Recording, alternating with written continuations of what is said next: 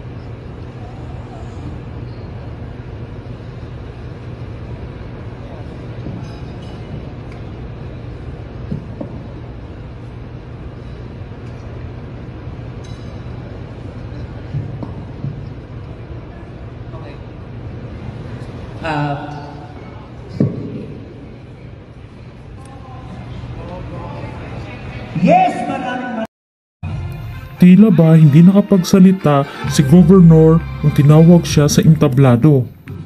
Naglabas naman ng pahayag itong Damayang Filipino Movement, opisyal na pahayag noong Lunes, September 11, 2023 ng gabi matapos mag-opisina People's Day ng Governor Daniel R. Fernando at siya rin founder ng DFMI ay pumunta siya sa isang event sa Bulacan, Capitol Gymnasium at doon ay may kakaibang naramdaman. Daglian naman itong nilapitan ng BC Governor na si Alex C. Castro upang mabigyan ng pangunang lunas. Sa ngayon po, siya ay nakasalukuyang nagpapahinga at maganda ang kalagayan sa tulong ng ating Panginoon. Ayon po sa kanya mga doktor ay nasobrahan lamang po sa pagod at dehydrated ang ating The People's Governor. Hindi na po alintana ang pagod at puyat upang mabigyan ng tulong ang mga kababayan nating nasalanta ng nakaraang malawakang pagbaha sa lalawigan ng Bulacan at sinisikap pa rin niya po na mabigyan pansin ang mga pangangailangan ng taong bayan tuwing People's Day.